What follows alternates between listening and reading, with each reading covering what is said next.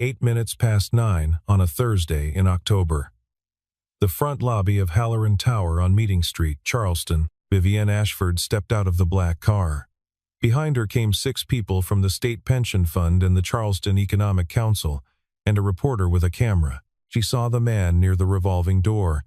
Blue flannel, leather satchel, a long drawing tube on his shoulder. She glanced at the tube and the dusty work boots and spoke without raising her voice. The help uses the back door. She pointed to the corner of the building. The man nodded once and walked the way she had pointed. The reporter lowered his camera, 1 beat behind. 2 hours earlier, across the Cooper River, the kitchen of a narrow house in Mount Pleasant smelled like batter and coffee. Bennett Caldwell stood at the stove in a gray t-shirt with the blue flannel folded over a chair behind him. He turned a pancake with a wooden spatula. The morning sun came through the window over the sink and laid a square of warm light across the kitchen table. His daughter Caroline sat at the table in small wire-rimmed glasses, building a Lego tower 1 block at a time. She was 8 years old, and she built the way her mother used to read recipes, slow, careful, with her tongue tucked into the corner of her mouth. "Dad," she said, without looking up, "how many columns does a building this tall need on the bottom before it falls down?" Bennett looked over his shoulder and counted the blocks on her top tier. "Depends what you put on top, Care. Count what you stacked and we'll work it out." She bent her head and counted under her breath. He slid a pancake onto her plate and set cut strawberries beside it. On the wall above the table hung a framed photograph. Bennett, much younger, hair a little longer, a woman beside him with the same brown eyes Caroline had inherited. A 4-year-old Caroline on her father's hip, mouth open in a delighted laugh. Behind them rose a glass and steel tower in late afternoon sun. The day they opened Halloran Tower, 2015, Ellen Caldwell had been the one who told him to take the project. "You're ready," she had said. "Stop pretending you aren't." 3 years and 7 months without her now. Bennett had learned to count mornings. Every breakfast was a small arithmetic. Every question Caroline asked him was one Helen would have answered better. 12, Caroline said. "I need 12. Sounds about right." At 7:35 he drove her to Sullivan's Island Elementary in his old white pickup. The marsh grass along the causeway was turning gold. Caroline talked the whole way about a class trip the following week. "We're going to a building downtown. The tall one with the fish in the lobby." Bennett kept his eyes on the road. "That'll be fun. You know that building, Dad?" A small pause. "I've heard of it." He pulled up at the school gate, adjusted her backpack strap, and reminded her to eat her sandwich. She hugged him hard and ran inside. At 8:15 he opened the front door of Caldwell Print and Plot on Coleman Boulevard. The shop was small and clean, one big plotter against the back wall, racks of cardboard tubes, the dry, papery smell of fresh blueprints. Marcus, his one full-time employee, was sealing a delivery tube with tape. "Hey, boss, the Halloran order's done. They called this morning, wanted it rushed. Signing event at 10. Mr. Holcomb himself asked us to walk it straight up to floor 12, not through receiving." Bennett went still at the word Halloran. He had not set foot in that building since 2019. "I'll take it. You don't have to. I can run it before class. I've got something out that way." Marcus shrugged and slid the tube across the counter. Bennett slung his satchel over his shoulder, walked out, and pointed the truck toward the Ravenel Bridge. At the same hour, 28 floors above Meeting Street, Vivienne Ashford stood at the long mirror in her office and checked the line of her jacket for the 3rd time. Camel-colored wool, hair in a low knot, no jewelry except the thin Cartier watch on her wrist. She had laid the outfit out the night before, the way she had been doing every night for 5 months. Her assistant, Devon, knocked once. "Miss Ashford." "Mr. Halloran arrived on 32 at 7:45. He's asked not to be disturbed until 10. She turned from the mirror. "When was his last visit to this tower?" 5 months ago. "The day you started." She nodded. She did not need Devon to say the rest. Theodore Halloran did not appear at branch offices for the view. He was watching her. For a half-second she thought of the final interview. 6 months ago, the long oak table on the 32nd floor in Atlanta, one of the directors had leaned forward and asked her what she believed the greatest weakness of a young CEO was. She had answered without hesitating. "Perceived authority. People see your age before they see your work." The director had not smiled. He had only written something down. Garrett Holcomb was in her doorway now. 49. silver at the temples, tablet in hand. 3 things before the delegation arrives. The pension fund team moved their arrival up to 9. James Riley from the Post and Courier confirmed, and we've got a couple of technical deliveries this morning, drawings for the signing display. I told the print shop to come straight up to 12. Vivienne frowned slightly. Straight up? Why not through receiving? It's a rush. I thought you'd want it in front of the delegation on time. She nodded and let it go.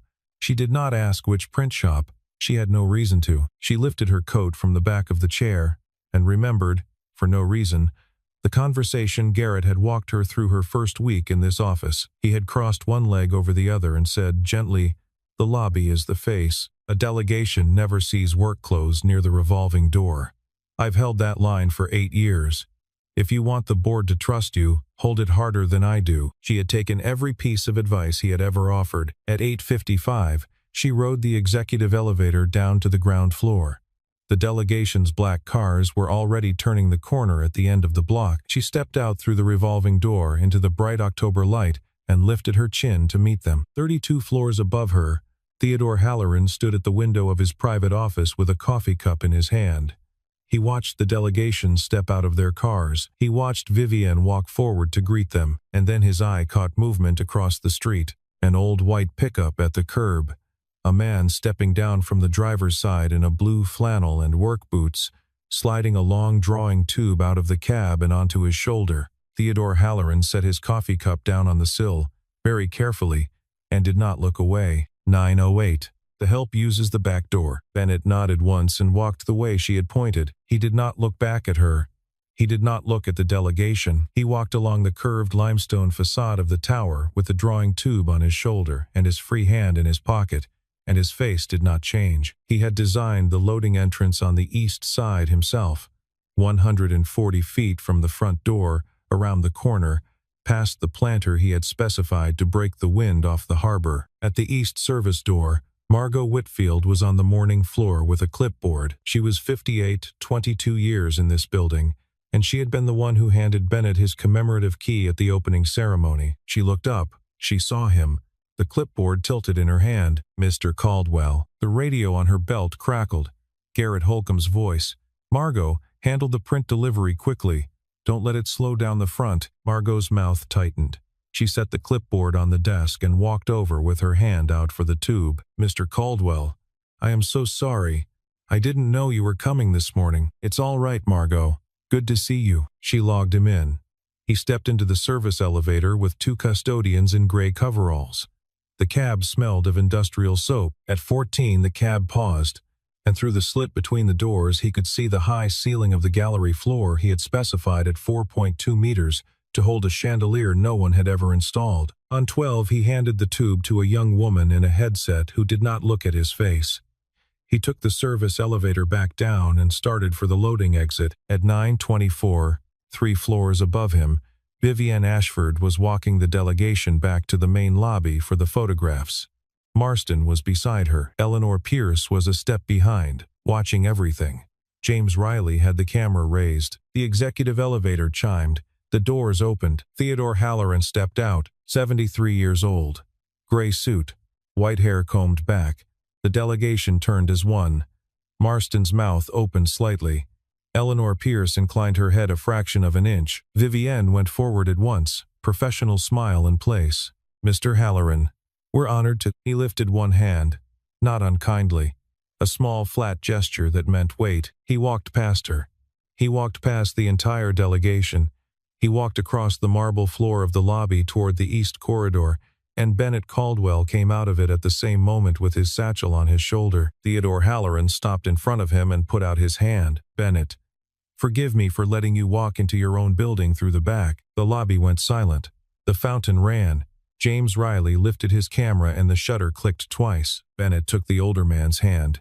He did not smile. He inclined his head. Theodore. Halloran turned. He took Bennett by the elbow and walked him back toward the delegation, his voice pitched low and clear to carry. "Members of the council. Ladies and gentlemen, may I present Bennett Caldwell, lead architect of this building, recipient of the AIA South Carolina Award in 2015, the man whose name is on the cornerstone you walked past coming in." Eleanor Pierce was the first to move. She stepped out of the delegation line and offered her hand. "Mr. Caldwell, it is a very great pleasure." Theo Marston was second, then the two associates, then the deputy chair. James Riley took 3 photographs in quick succession and lowered the camera with a strange, careful expression on his face. Vivienne stood where she was. The blood had gone out of her cheeks. She could feel the marble cold through the soles of her shoes. At the far end of the lobby, by the security desk, Garrett Holcomb had stopped walking. He took 1/2 step back into the shadow of the column behind him, and then he turned around and walked briskly toward the stairs. Theodore Halloran was already inviting the delegation upstairs for coffee. He extended the invitation to Bennett with a small nod. Bennett declined, polite. "I have to pick up my daughter at 3. You'll come back another day." "I will." Bennett walked out through the revolving door at the front of the building. Vivienne did not watch him go. She turned, professionally, and gestured the delegation toward the elevator bank. Eleanor Pierce fell in beside her. In the elevator going up to 32, Eleanor watched the floor numbers climb. "Miss Ashford, I think you and I should have a private conversation later this week." "Yes," Vivienne said. "I think we should." She got the delegation to coffee. She sat at the head of the table on 32 and made the introductions she had rehearsed for 2 weeks. Theodore Halloran said nothing about the lobby. He poured cream into his cup and asked Marston intelligent questions about pension allocation. He did not look at her once. At 12:30 she returned to her office and closed the door and stood at her window for a long time. Then she sat down at her computer and typed the name Bennett Caldwell into the corporate archive.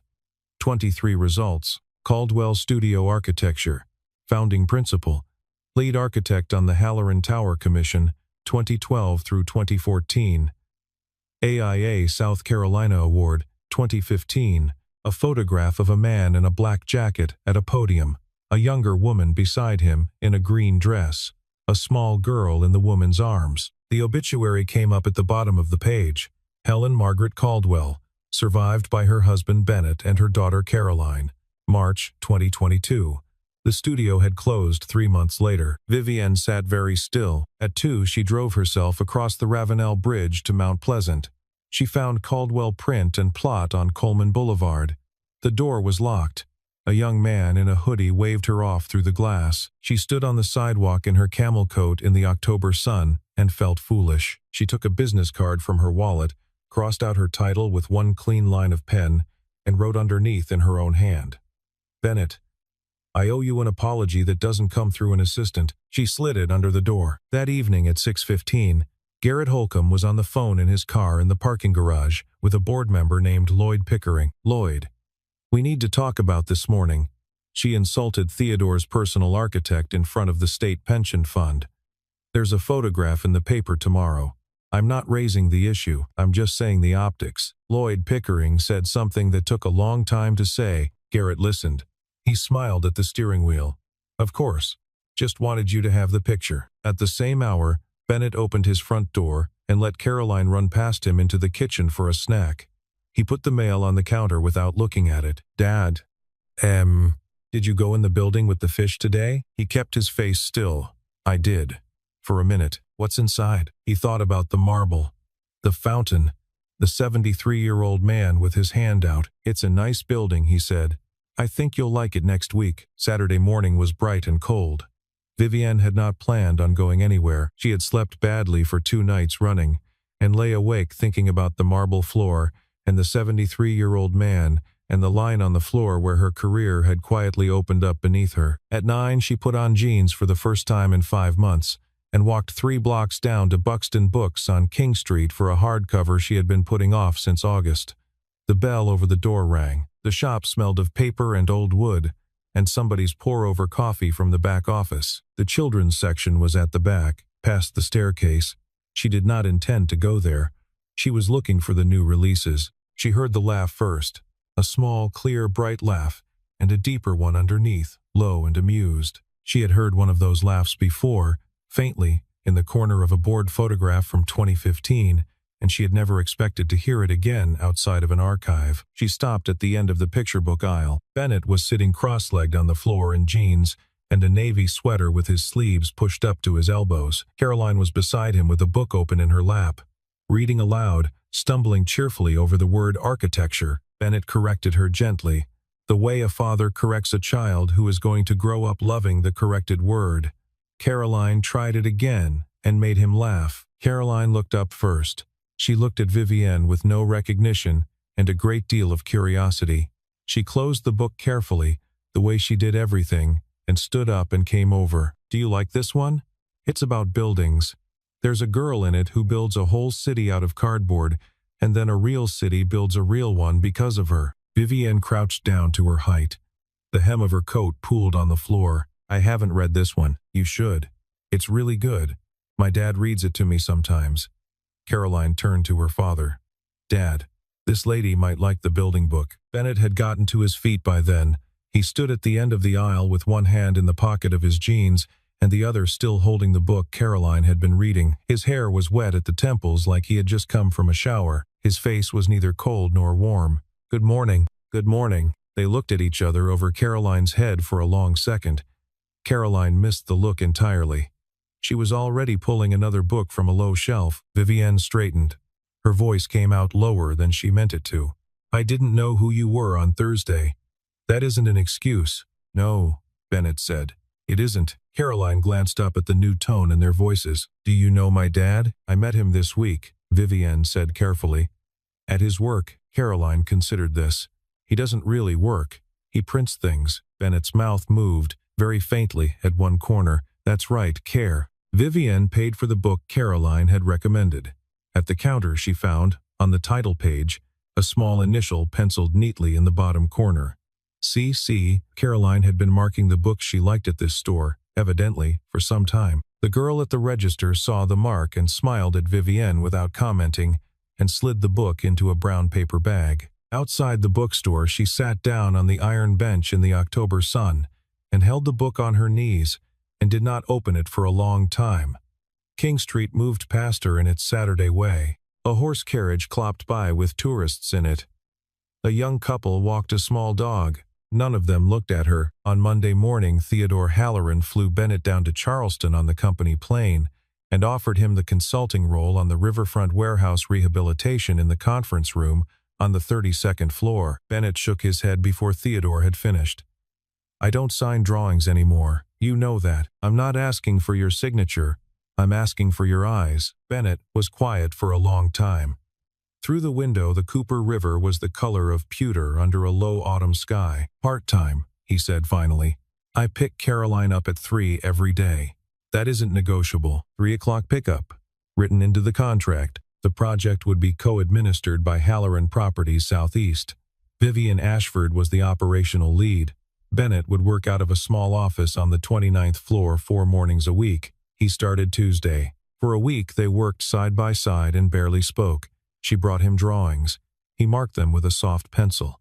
She watched the way he read a floor plan, the way another man might read a face. He could tell her, in 2 sentences, why a corridor would feel oppressive at 6 in the evening even though it was beautiful at noon. On Thursday evening they worked late. At 9 she ordered Chinese food up to the small conference room and put 2 cardboard containers on the table between them. The floor had gone quiet 2 hours earlier. Only the cleaning crew moved at the far end of the corridor. The soft hum of a vacuum somewhere on the other side of the building. She asked, quietly, about Helen. He set his chopsticks down. He took a moment before he answered. "She was sick for 10 months. I wasn't with her as much as I should have been. I was running a project up in North Charleston. I told myself I'd finish it by Christmas, and then I'd be home for whatever came next. Christmas came. I wasn't home enough. I'm sorry. It's an old grief now. It has its place." She did not press. She picked at her food and watched him for a moment without meaning to. The desk lamp behind him caught the gray at his temples. She told him after a long silence about her mother, a hotel manager in Savannah, a guest who had once handed her mother a tip and told her to clean room 412 more carefully next time. "My mother kept the tip. She said money was money. I was 13.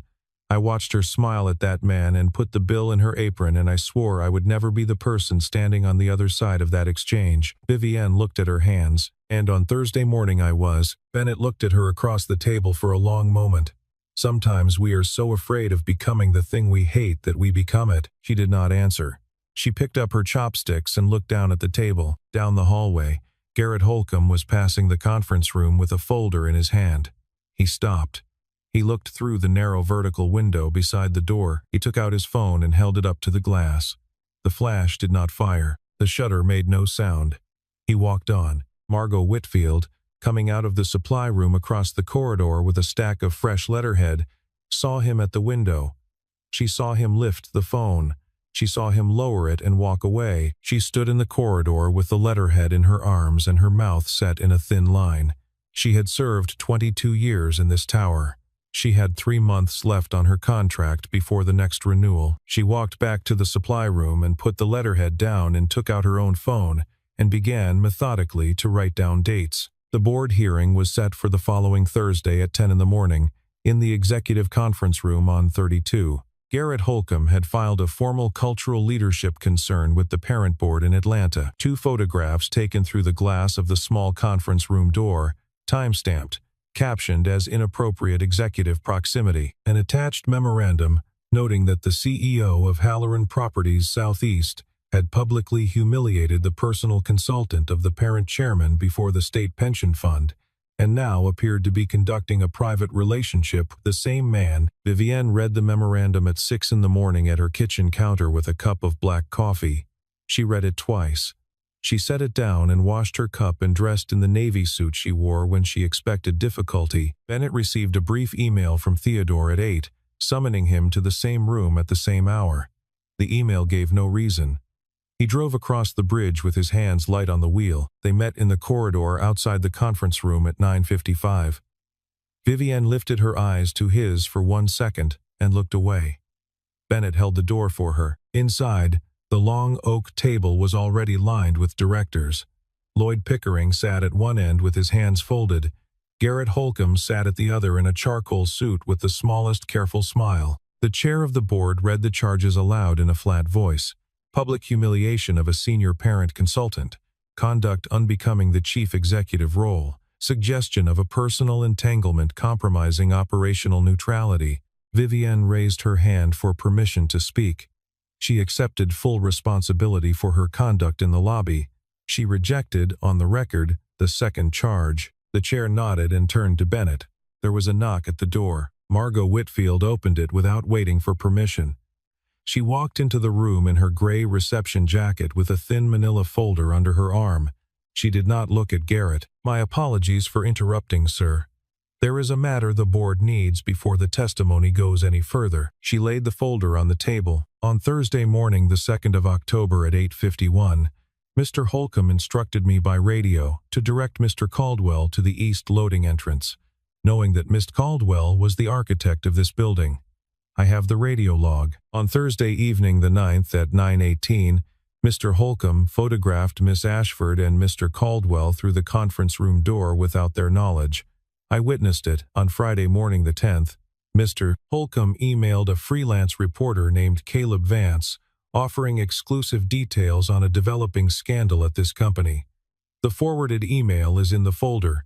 On Sunday the 12th, Mr. Holcomb placed 3 calls to Director Pickering's private line, totaling 37 minutes. She paused. I have kept silent because my contract is up for renewal in 3 months and Mr. Holcomb is the officer who signs it. I have worked in the building Mr. Caldwell designed for 22 years. I am not going to watch it be used to bring down another good person." Garrett Holcomb stood up. "This is absurd.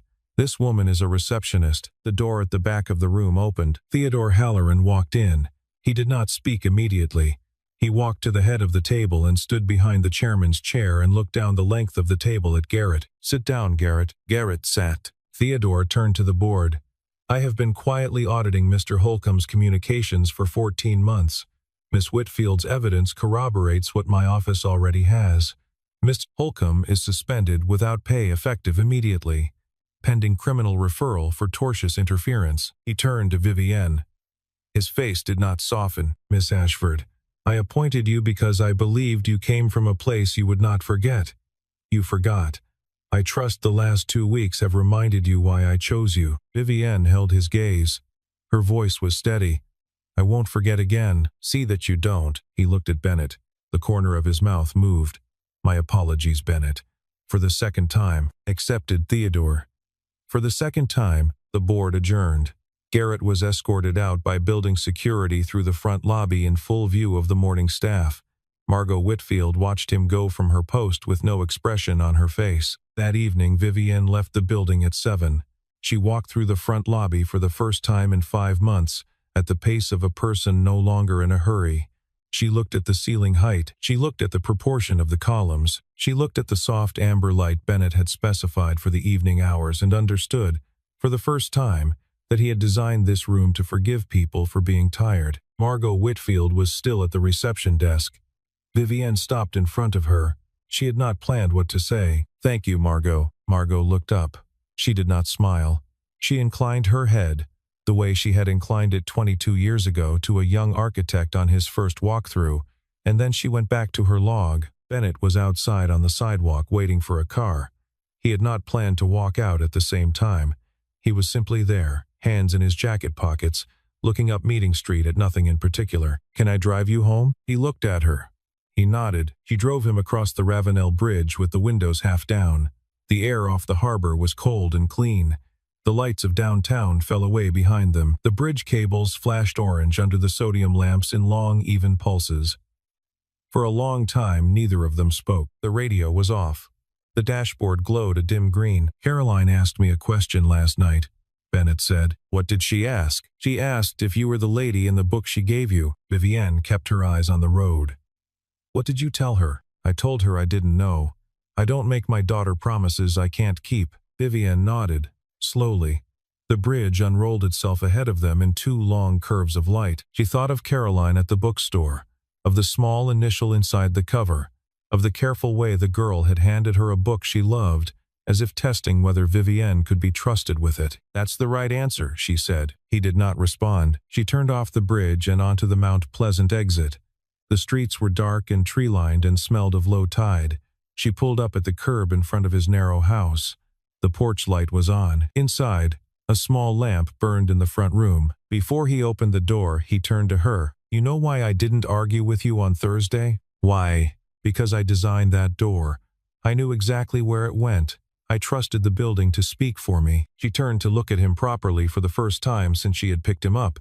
The dashboard light caught the line of his jaw, and the gray at his temples she had not noticed before. "And if it hadn't," he thought about it, "then I would have walked out the back and gone home to my daughter," he said. "I stopped expecting buildings to defend me a long time ago. Thursday was a gift, Vivienne. I don't know whose." He stepped out and closed the door behind him gently. She sat with her hands on the wheel and watched him walk up the path. The front door opened. A small head in pajamas appeared at his hip. He bent and picked Caroline up in one easy motion and carried her inside. The downstairs lamp went out. A moment later, a smaller light went on upstairs. Caroline's bedroom. She had woken up. Vivienne could see, faintly through the curtain, the shape of Bennett sitting down on the edge of the bed. She sat at the curb for almost 5 minutes before she shifted into drive and pulled away. She drove all the way back across the bridge with the windows still down and did not turn the radio on once. 6 weeks later, on the first Saturday of December, the Riverfront Warehouse Phase 1 opened with a small ceremony. The morning was cool, and the harbor light was silver.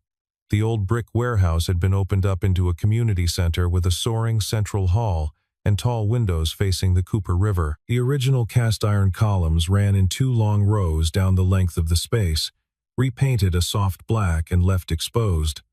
Bennett had spent 6 weeks redesigning the circulation around them. He had not signed the drawings. He had only marked them in soft pencil, page after page, and handed them back to the staff architect at Halloran Properties, whose name would go on the title block. Vivienne stood at the front entrance in a long charcoal coat at 9:45.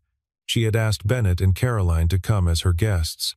Theodore Halloran was already inside reviewing the program with the staff. A small crowd of donors and community members was beginning to gather under the cast-iron portico.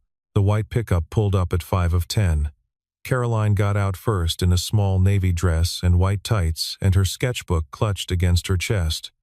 She ran straight at Vivienne and wrapped both arms around her legs. Vivienne crouched down to her. "Hi, Care." "Hi. Dad says this is the building you and him made. Your dad made most of it." I just kept the lights on. Caroline considered this. That's important too. Bennett came up behind his daughter. He was in a clean dark flannel and a gray jacket. He had shaved. He looked at the brick facade of the warehouse the way a man looks at a face he has not seen in some time. Vivienne stood. She held out her hand. He looked at it. He hesitated for one beat, not unkindly, not at all, and then he took it. Caroline took his other hand without being asked. The three of them walked through the front doors of the warehouse together. Theodore Halloran spoke briefly inside. He stood at the podium under the central skylight and acknowledged the donors, and then he acknowledged Bennett by name. He said the project would not have been possible without him. He said it without flourish, the way he said everything, and the room applauded. Vivienne spoke last. She had a single page of notes in her hand and did not look at it. I have learned in the last 2 months, she said, that the way we greet someone at the door decides the way we run everything behind it. This building was built to welcome people. I would like to do the same. She did not look at Bennett.